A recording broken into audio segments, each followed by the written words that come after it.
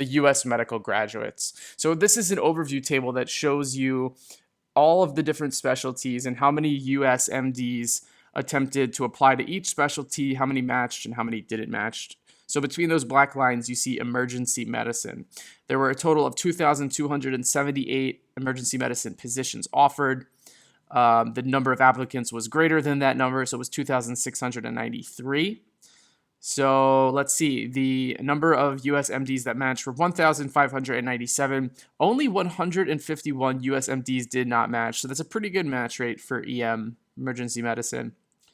And then the number of US seniors per position is 0.77. So, that's an okay number. Nothing to be too concerned about. If you're looking at this and you're a USMD student and you want to do emergency medicine, this chart should be a little bit reassuring to you because only 151 USMDs did not match. So very high match rate if you're a USMD.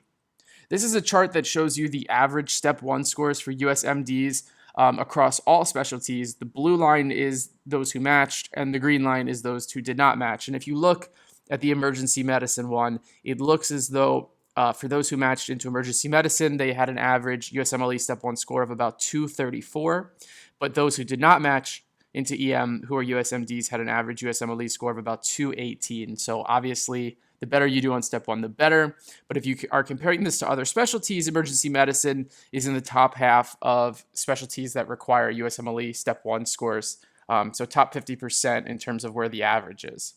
This is the same chart, but with USMLE step 2 scores. So, step 2, it really depends on the program, how highly they value step 2. But as you can see, pretty unanimously across the board, all specialties have a higher step 2 average than the step 1 average. Those who matched into emergency medicine that are USMDs had an average of about a 247 on step 2, but those who did not match had an average of 231. Again, if you compare this to other specialties, emergency medicine seems to be either right around the middle or just over the 50% mark in terms of the average. This is the probably most important table in this lecture, and this table will be in the part for DOs and IMGs as well. What this shows you is all of the main numbers in emergency medicine for those who matched on the left column and those who did not match on the right column. So if you look at this, the mean USMLE step 1 score for matching is a 233, but if you only get a 220, you don't match. So that difference of about 13 points seems to be a huge deal breaker. USMLE step 2 scores, again, 247 versus 233. So if you're wondering what score you need to get to comfortably match into emergency medicine as a USMD, I would say shoot for a 230. Obviously, the higher the better, but 230 and above will put you in a very comfortable ground.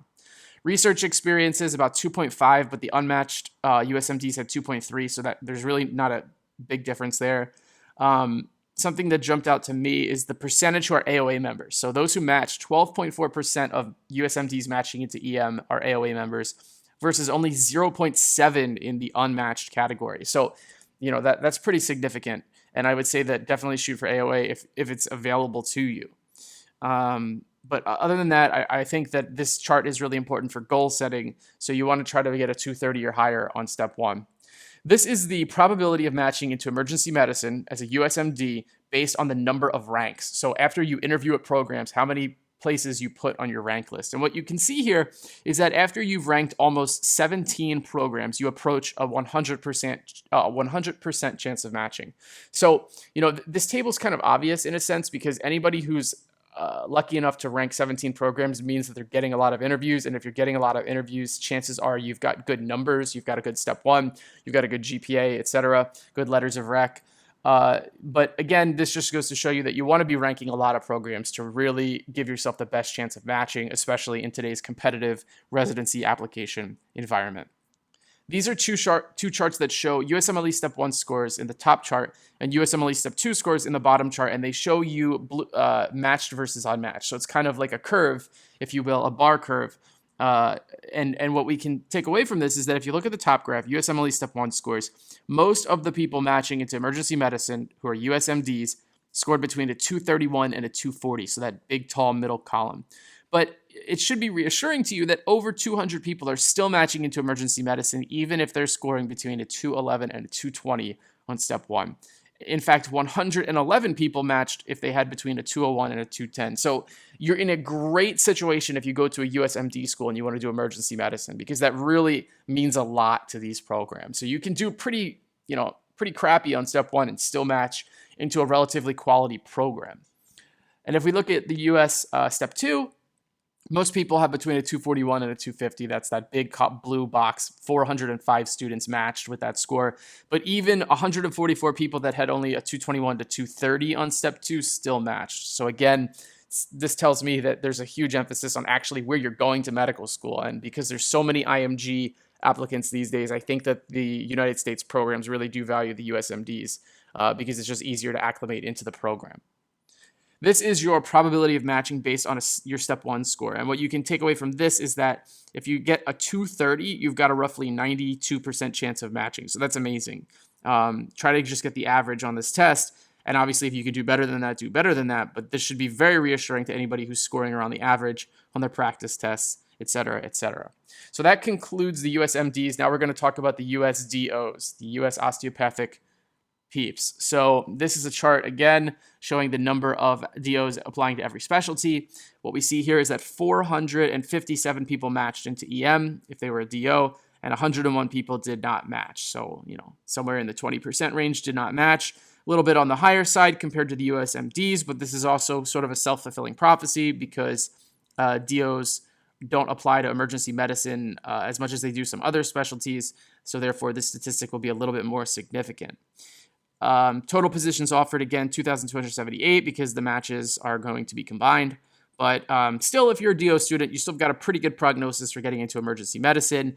It's increased slightly in competitiveness over the years, but it's still right around the middle in terms of competitive specialties, so don't be too concerned. This is the COMLEX Level 1 breakdown for DOs across all specialties. And if you look at emergency medicine, those who matched had somewhere around a 560 on average, but those who did not match had somewhere around like a 510-ish. The rule of thumb for COMLEX is you want to try to break 600. If your score starts with a 6, it looks a lot sexier. So definitely shoot for that because some of these programs just simply don't know how to interpret a COMLEX Level 1 score like they do a USMLE Step 1 score. So when they see that 600, they're thinking, damn, this is a good score. They don't see that too often.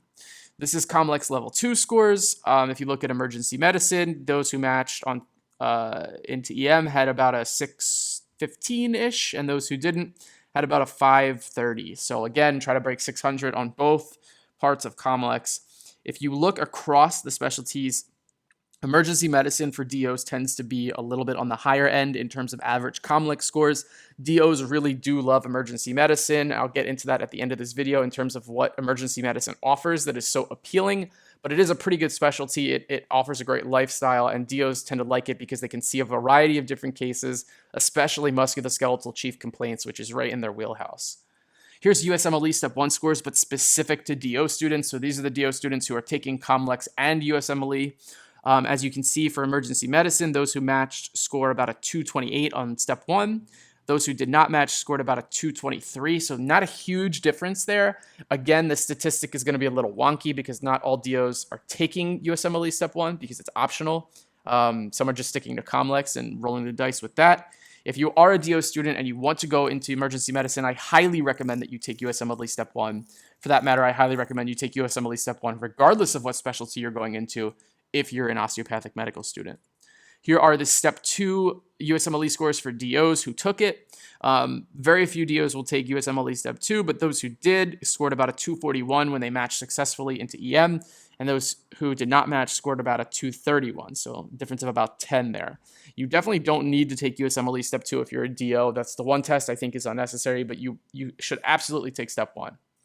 Here is a summary table for our DOs. So just to quickly summarize, mean COMLEX Level 1, 569 if you want to match, versus 514 for those who don't match. COMLEX Level 2, on average, those who match, the DOs had a 621 versus 531 for the DOs that did not match.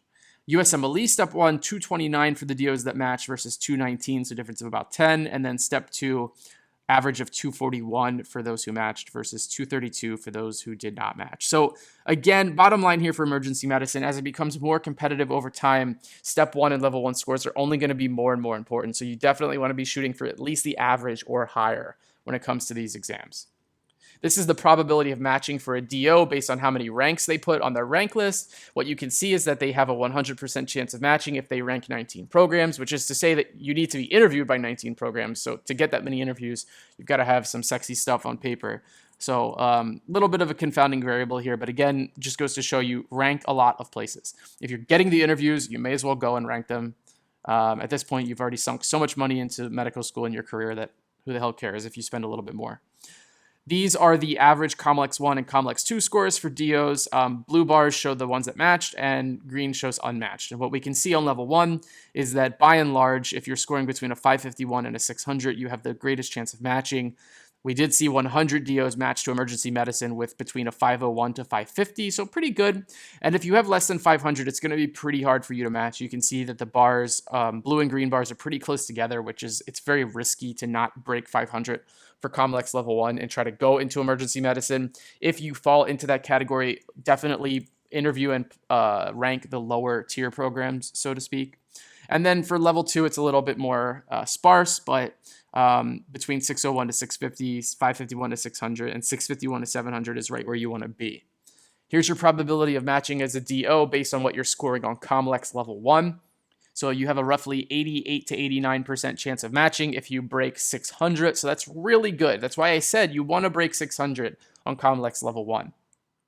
For DOs, here's USMLE step 1 and USMLE step 2 scores and how the students end up matching. Now, unfortunately, there's a large column all the way to the right in these charts that says score unknown because the DO students did not report the score. But for those who reported the score, scoring between a 221 to 230 on step 1 was the most advantageous, and on step 2 between a 231 to 240 and 241 to 250 was identical. 85 DOs matched in each of those scenarios. So again, the takeaway and the summary of all this information is break 600 on COMLEX level 1 if you're a DO going into EM, and break 230 on US step 1. You don't necessarily have to take US step 2, but doing those things will really go a long way for you. Let's talk about our third and final category, our IMGs. So this is the chart that shows US IMGs and non-US IMGs applying to emergency medicine. For US IMGs, 77 matched and 89 did not match. For non-US IMGs in emergency medicine, 28 matched and 40 did not match. So if you're a non-US IMG, I would say it's pretty unlikely that you're going to match emergency medicine. It's just the reality of the residency world that we live in. If you are a non-US IMG and you're struggling with step 1 and you don't think that your English is that good and maybe there's other factors that will limit you in this process, I would say choose another specialty because I don't want you to waste your money or your time applying to this field. It's very difficult to match as a non-US IMG. If you're a US IMG, as you can see, there's still more people not matching than matching, but the numbers are a little bit more even. It's still very risky to apply, but if you can only see yourself doing emergency medicine and you're a US IMG, then, by all means try, but be realistic, right? Like look at the match lists of the schools, of the US IMG schools. You'll notice that it's disproportionately family medicine, pediatrics, etc. So you want to think about those specialties because historically those are the ones that accept IMGs very happily. Here are the breakdown of step 1 scores for US IMGs and non-US IMGs across all specialties. And what we see in emergency medicine is that if you're a US IMG, you got to shoot for like a 233 at least. And those who didn't match only had a 220. For the non-US IMGs going into EM, it looks like those who matched had almost a 230. Those who did not match had less than a 220. So this data is a little wonky, again, because there's so few people that end up matching and applying to emergency medicine from the IMG category, but take it for what you will. Here's the step 2 scores. What I'm going to say here is you got to break 240. All right, if you're an IMG, you're already having an uphill battle trying to land a United States emergency medicine residency spot. You got to break 240 on step 2. For US IMGs and non-US IMGs, it's very important because step 2 is much more clinical, and the program directors that are going to be evaluating you want to know that you're a sure thing if they're going to take a chance on you. Here's the summary statistics for our IMGs. You see that there's US IMGs on the left and non-US IMGs on the right. So you can see the mean step 1 scores, step 2 scores. We already talked about this, but again, it might go without saying, but if you're an IMG, you want to score as high as freaking possible on these exams to give yourself every fighting chance of matching into this specialty.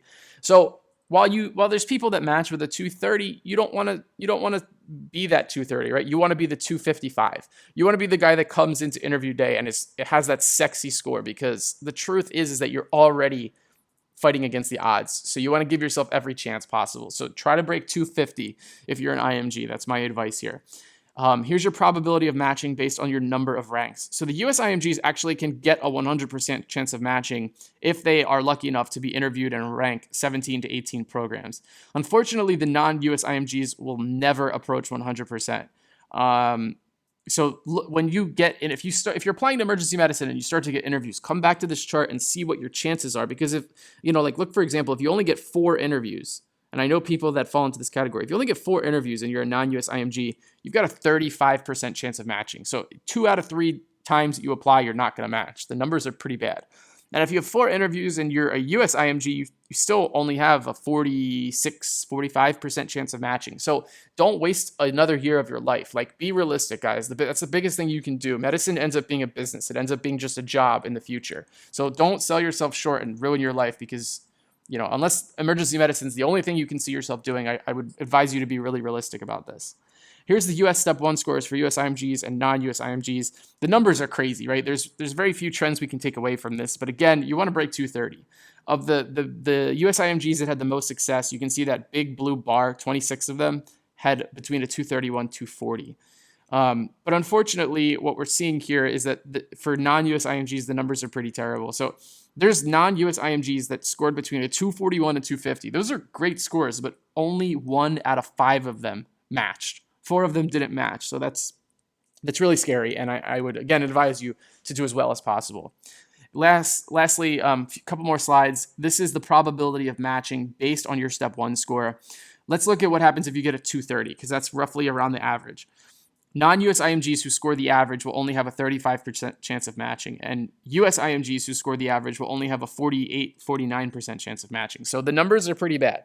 What you need to do is score that 250. Look at the 250. If you get a 250 as a non-US IMG, you almost have a 50% chance of matching. As a US IMG, you've got about like a 66% chance of matching. So get a 250 or higher, and you will thank yourself later. This is the final graph. USMLE Step 2 scores for IMGs.